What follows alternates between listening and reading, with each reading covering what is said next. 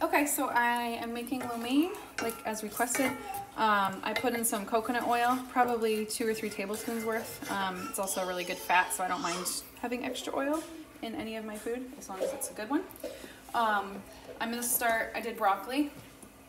So we'll start just by sauteing the broccoli.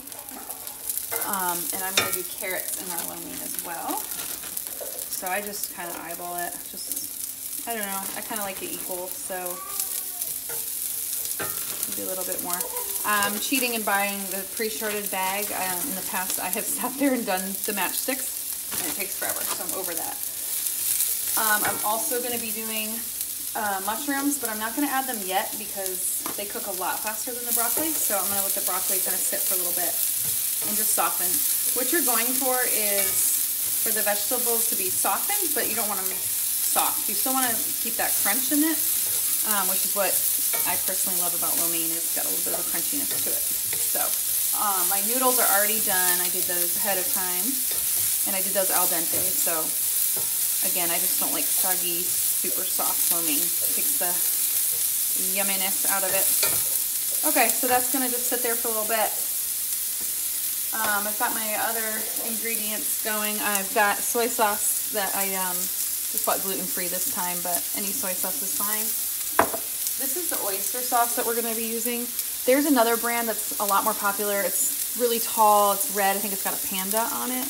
But if you look at the ingredients on it, it does have MSG in it, which is no bueno. So this one is quite a bit better.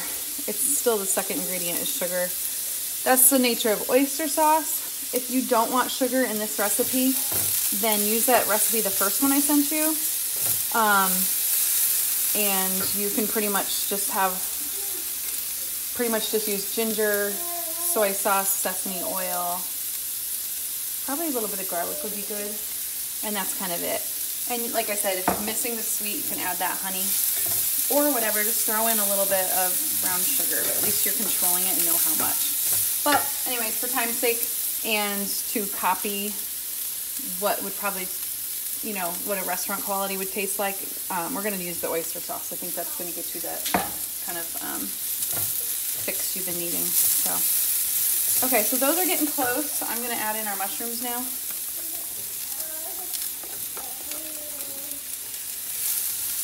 I'll do a few more. I love mushrooms, so. You know what? Heck with it. I don't feel like saving the rest, so we're going to add them all in. And I'm like kind of looking and seeing, like, I feel like I want more carrots now, so throw some more in. Again, lo mein is so forgiving. You really just do it, you know, for whatever you want, whatever veggies and whatever ratio. You don't have to measure. We're going to be putting this over noodles anyway, so as opposed to kind of mixing it all together, though you could do that too. So you're going to be able to get that balance of veggies to lo mein. I'm going to keep mine vegetarian because that's usually how I eat. But you could totally do, you could have like chopped, diced up chicken, would have been good to do. And you could have done that probably before you added in the veggies. You probably could have done that first, set that aside, and then thrown your veggies in and then added it back in. So yeah, chicken would be yummy in it. I guess really thin slices of beef would be good. And I don't know, shrimp maybe, if you want to get fancy. That'd be cool too. Okay, so I'm going to leave it for a little bit. Oh, who's calling me? Nobody's calling me. My watch is dying. Okay, I don't always add garlic, but I do love me some garlic, so we are going to go ahead and do that.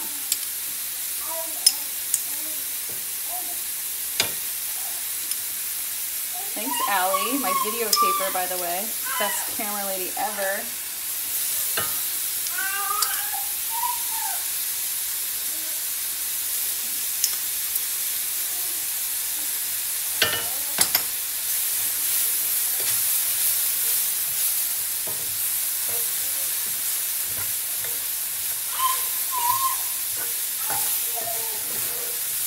You won't believe how easy this is, though, seriously. And the nice thing about making it at home is, well, one, you can have it pretty quick, and it's just going to be a lot fresher, and you're going to know what the ingredients are, which is always a perk, because you never know in restaurants, especially Chinese food.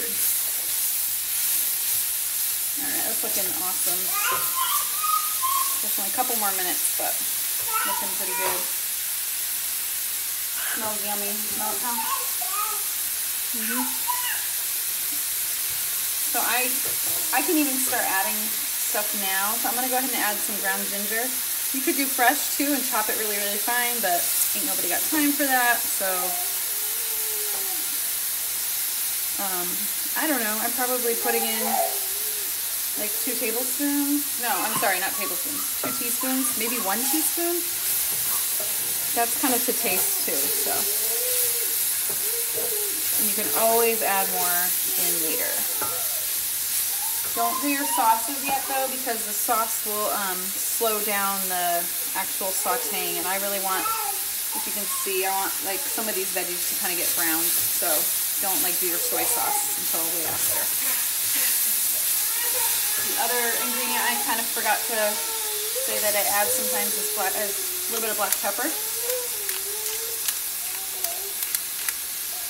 I'll go grab Tano. I'm gonna grab Tano. Hang on. Video in it.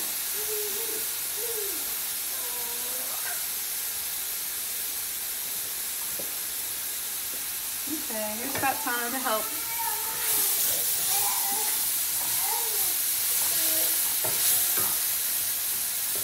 So you're gonna, I pretty much had it on like medium-high heat the whole time. Again, because you really do want the veggies to kind of crisp up and brown up if you can. Mine aren't really doing that, but that's okay.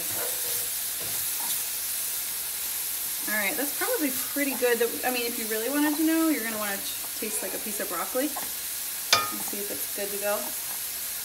And that's awesome. It's perfect. I don't want it any more than that because they're like just a little bit crispy. So, okay, so I turned the temperature way down. All right, here comes the easy part. You're gonna add in, I don't know, probably 1/3 of this bottle. 1/3 of that bottle.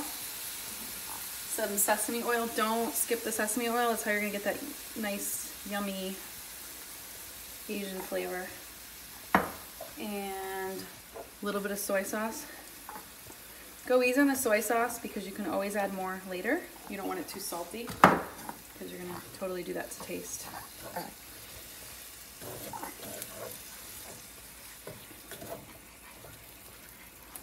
All right, that's it. I'm gonna grab a plate. Hold on.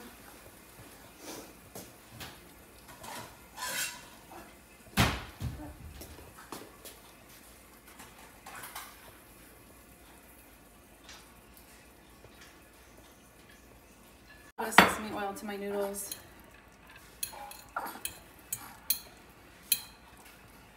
Okay, and then just dish this on. It's easier if you don't have one hand to do it, but that's the way it goes around here usually. All right, Tano, here. Just stand right there, buddy. Okay, so now we get to try. This is the part I always love on the Food Network, and I'm like, I wish I could be there to try it. And now I am. Amazing. Okay.